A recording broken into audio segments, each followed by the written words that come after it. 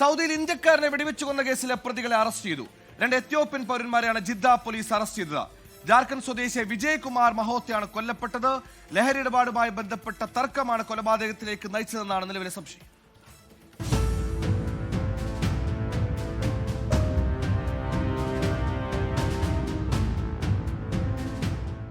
ഇന്ത്യക്കാരൻ കൊല്ലപ്പെട്ട കേസിൽ 2 എത്യോപ്യൻ പൗരന്മാരെ ജിദ്ദ പോലീസ് അറസ്റ്റ് ചെയ്തതായി സൗദി ആഭ്യന്തര മന്ത്രാലയമാണ് അറിയിച്ചത്.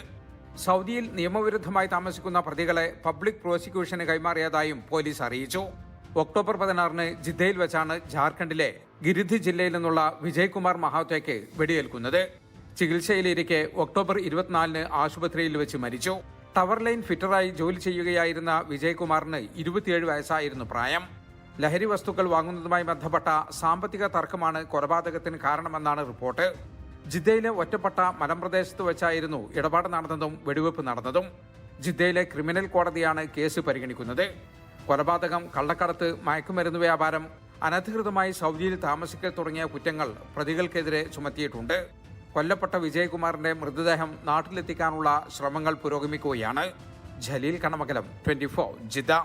ലോകത്തെവിടെയായാലും ഏത് സമയത്തും 24 വാർത്തകളും ഓഗ്മെന്റഡ് റിയാലിറ്റി പാക്കേജുകളും എക്സ്പ്ലെയിനറുകളും വിശദമായി കാണാൻ ഞങ്ങളുടെ യൂട്യൂബ് ചാനൽ നിങ്ങൾക്ക് സബ്സ്ക്രൈബ് ചെയ്യാം.